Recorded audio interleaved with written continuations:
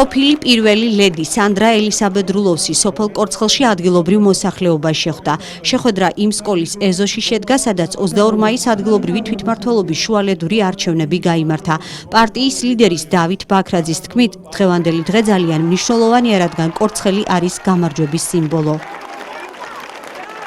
ყველას გვესმის, რამდენად სიმბოლურია ადგილი, სადაც დღეს ვართ, რამდენად სიმბოლურია კორცხელი. კორცხელი არის სიმბოლო იმ გამარჯვების, რომელიც მაისში მოვიპოვეთ ერთად და დღევანდელი დღიდან, აი ამ წუთიდან, ამ მომენტიდან კორცხელი იქნება სიმბოლო იმ გამარჯვების, რომელსაც მოვიპოვებთ აქაც, ზუგდიდშიც, სამეგრელოშიც, მთელ საქართველოშიც და მოვიპოვებთ იმისთვის, რომ ჩვენი ქვეყანა, ჩვენი ხალხი ცხოვრობდეს უკეთ. მე მინდა ჩემი პოლიტიკური ბრძოლა მიუძღვნა იმ ადამიანებს, ვინც თავი შესწირა ქვეყანას და ბოლოს თქვენ გჯერათ ჩემი, ასე მიმართა კორცხელში შეკრებილებს სანდრა რულოვსმა. მის ამ კითხვას ადგილობრივებმა ოვაციებითა და თანხმობის გამომხატველი შეძახილებით უპასუხეს.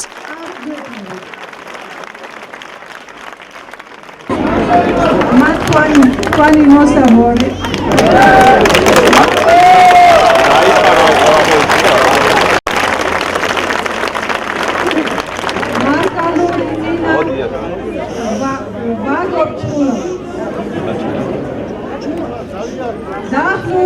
მურა ვეუკინა ბრეი ვეუკინა და ვუხურებ გვერდიდან რა ხდება საქართველოში სწავლობ ველმოქმედებას ვიცევი მაგრამ ძირითადად არის მოდინის რეჟიმი ყველასთვის არა მარტო ჩემთვის ხალხისთვის ვისაც ძალიან გაჭირებულია და ხედავს ეკონომიური მდგომარეობა გაუარესდა ასევე ინვესტორისთვის, რომელიც ფულს არ ჩაძებს ასეთ ქვეყანაში, სადაც ხედვა არ არის და არ ჩანს საით მიმართება ეს ქვეყანა და ასევე როდინი რუსეთისთვის. როდის ჩაბარდება ეს ქვეყანა ჩვენთან? ეხლა დაკავებულები არიან უკრაინაში, მერე ისევ ჩვენთან მოვლე დამჯერებს. თქვენი ცით ეს 4 წელი. ეს 4 წელი შეიძლება მუშაობა ახალი თავრობისათვის. ნიშა არის ქვეყანაში, ვინ მეუშლიდა ხელს. თუ არ უნდა კარგი პროექტების გაგრძელება, თავისებურად გააკეთებინა რამე გაკეთდა და მე ვერ ვხედავ რამე თუ გაკეთდა. უარესია, სტაგნაცია, გაჩერებულია ქვეყანა, დაპაუზებული და მტკივა გული და არა მარტო მე. ყველას მტკივა გული.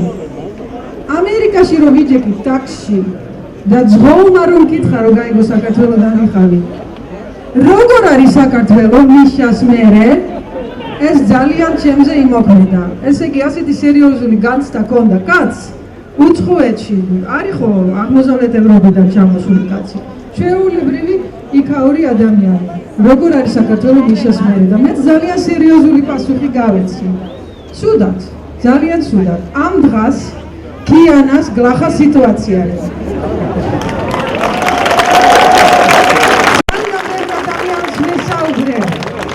რა გავაკეთო? არ მინდა პასიურად ვიჯდე სახში. არ მინდა ველოდო, რაღაცა გავაკეთო. ბევრმა მითხრა, არ გინდა ეს პოლიტიკა, ეს არის ტალახის როლა, ეს არის დისკრედიტაცია, სკანდალები, ეს არის რა ვიცი, უბედურება და სიბიძურე და ვიცი, მეც ადამიანი ვარ, რა თქმა უნდა ეს მაცუხებს, მაგრამ უფრო მეტად მაცუხებს, რომ ქვეყანა ისევ გაქრება რუკიდან, როგორც 90-იან წლებში. ჩვენ ეს გვინდა? საქართველოს ციცვა გინდა, ჩვენ ვინდათ საქართველოს სახლე. მოკლედ, ბევრმა ასე თქვა, უმეტესობა, რომ არა, თქვენ გაქვთ ეს ძალა, თქვენ გაქვთ ეს სუფთა სინდისი, სუფთა გული, რომ შეხვიდეთ ამ პოლიტიკაში. რა თქმა უნდა, ძალიან გამიჭირდა ეს ბოლო თვეები, ძალიან რთული გადაწყვეტილება იყო და დამიჯერე ახლა მარტო არ ვარ, ასეთი ღირსეული კანდიდატები არიან აქ ამ გუნდში და დამიჯერეთ, რომ აი აქ კორცხელში ვართ. ძალადობა შეხვდა კორცხელში. ჩვენ დავამარცხეთ, ჩვენ გავიმარჯვეთ აქ სიმშვიდე და სიწყნარით, არანაირი დაპირისპირება არ გვინდა, არც ბოხმა, არც შურისძიება და ჩვენ გვინდა ეს გადავლახოთ და ნამდვილად ძალიან ხშირად მიშას ვესაუბრებოდი ამაზე, რომ მე ნამდვილად უნდა ვიცოდე, თვალებში შეგხედავენ კიდე, ნამდვილად ვიცოდე, რომ რაც მოხდა ცუდი, აღარ გამეორდეს და დავიჯერე, მე აქ არ ვიდგებოდი, თუ არ ვიქნებოდი დარწმუნებული, რომ ჩვენ ძალადობის გამეორება ნამდვილად არ გვექნება. მე მინდა ჩემი პოლიტიკური ბრძოლა, რომელიც დღეს ფერის ცვალების დღე, ჩემთვის ფერის ცვალება ნამდვილად ძალიან დიდი ნაბიჯია, რომ ეს პოლიტიკური ბრძოლა მიუძღვნე იმ ადამიანებს, ვისაც თავი შესწირა ქვეყნისათვის, საქართველოში, ერაყში, ავღანეთში, უკრაინაში, დღესაც არის ბრძოლა და ომი და მათ მინდა მიუძღვნე, იმიტომ რომ კი, ჩვენ ვიმუშავეთ დღე და ღამე 10 წელი და შედეგიც სახეზეა, დაკვაკდა ოჯახშიც, ყურადღება, არ იყო შაბათი კვირა, არ იყო საღამო, ყოველთვის ვიყავით მზად, მარიალესი. მაგრამ ყოველთვის უნდა გვახსოვდეს, რომ საქართველოს თლიანობაზე, საქართველოს სუვერენიტეტზე აქ არის საუბარი. ჩვენ გვინდა რომ ძლიერი ქვეყანა, ძლიერი სახელმწიფო გქონდეთ. და მართლა მიუძვნავ ჩემს ბრძოლას იმ დაღუპულ გმირებს ყველგან, ვინც აი საქართველოს დროშის პატივისცემის გულისთვის მოკლეს. აი ასეთი ადამიანისთვის.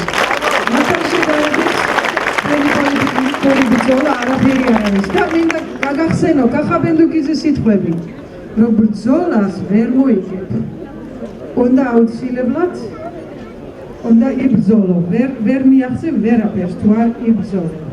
და მე მგონი მე მარტო არ ვარ და მინდა გკითხო, თქვენ თუ ჯერა ჩემი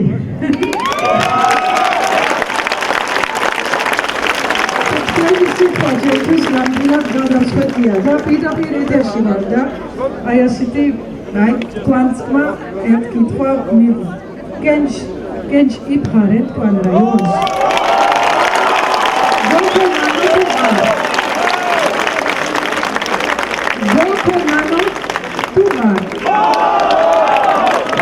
მადლობა, თქვენი იმედი მიყუნა, ჯგირო ორ და ჯგირო ზოჯუნა. ამის შემდეგ ერთიანი ნაციონალური მოძრაობის ერთ-ერთმა ლიდერმა დავით ბაქრაძემ სანდრა ელისაბედ რულოვსი ოფიციალურად დაასახელა ზუგდიდის მუნიციპალიტეტის მაჟორიტარი დეპუტატობის კანდიდატად პარლამენტში. კორცხელში შეკრებილებს პარტიის ლიდერმა ნიკა მელიამაც მიმართა. 2012 წლის არჩევნები ჩვენ დაუმსახურებლად არ წაგვიგია. არც ივანიშვილი წააგებს 8 ოქტომბერს არჩევნებს შემთხვევით, განაცხადა ნიკა მელიამ. ძალიან ამაყივა დღეს ვიყო ისე კორცხელში.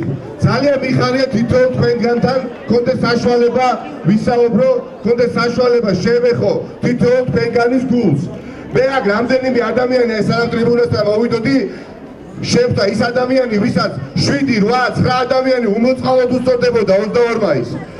ბაჩორის ერთ-ერთი ქალბატონი და ერთ-ერთი ბატონი აიხავ საუბრო და ვხედავ, რომელსაც უმოწყალოდ სცემდა 6-7 ზონდერის პორტფელი მოგზაურელი კალაზე ივანიშვილის მიერ. მაგრამ კორცხელმა და სამეგრელო რა პასუხიც გასცა 22 მაისს ივანიშვილს, აი ამავე პასუხს ძალიან მშვიდობიანად გავცემთ 8 ოქტომბერს საარჩევნო.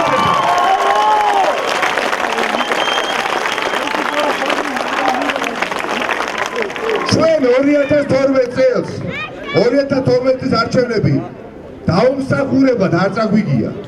წავაგეთ მოხდათ შეცდომების გამოდიან, მაგრამ არც ივანიშვილი წააგებს 8 ოქტომბერს შემთხვევით ამ არჩევნებს. მაგრამ საქმე იმაში კი არა, ვინ მოიგებს და ვინ წააგებს 8 ოქტომბრის არჩევნებს. საქმე იმაშია, ვინ დაიწყებს საქმის კეთებას 9 ოქტომბრიდან. ვინ განავითარებს ეკონომიკას, ვინ დაძლევს კრიზისს ამ ქვეყანაში, ვინ გაზრდის პენსიას პენსიონერებისთვის, ვინ განავითარებს ინფრასტრუქტურას, ვის შეუძლია ამ ყველაფრის კეთება. ჩვენ დავინახეთ 20 წლის განმავლობაში, რომ ივანიშვილმა ეს ყველაფერი არათუ ვერ შეძლო, არც კი მოინდომა. რაც მოინდომა და რაც შეძლო, ეს ძალიან კარგად დავინახეთ.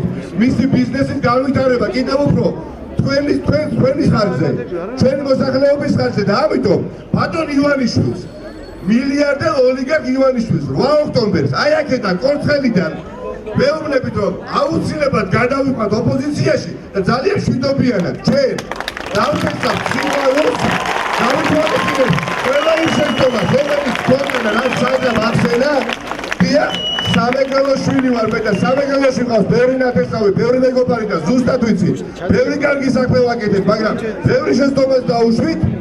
ამ შეცდომას ჩვენ არავითარ შემთხვევაში აღარ გავიმეორებთ და სიყვარულით, ერთიანობით და სიმტკიცით ავაღორძინებთ ჩვენს ქვეყანას.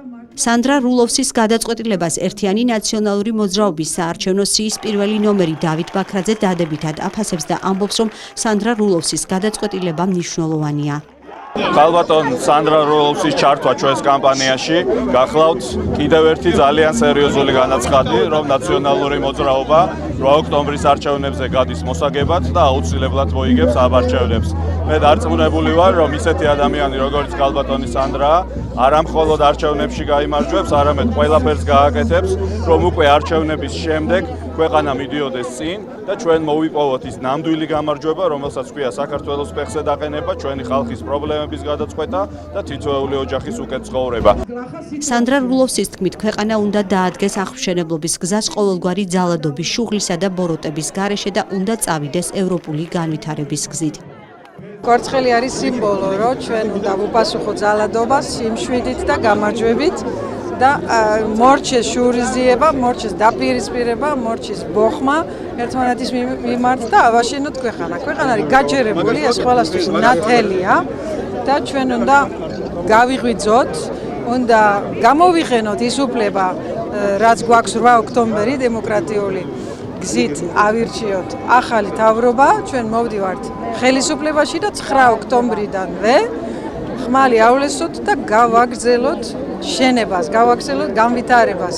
ისევ საქართველოს გამოჩნდეს რუქაზე, ისევ ვიამახოთ, რომ ქართველები ვართ და ისევ ვიამახოთ, რომ ჩვენთან ასეთი რეფორმებია და ჩვენთან ასეთი დიდი ნაბიჯები წინ მივდივართ ევროპული ინტეგრაციისკენ.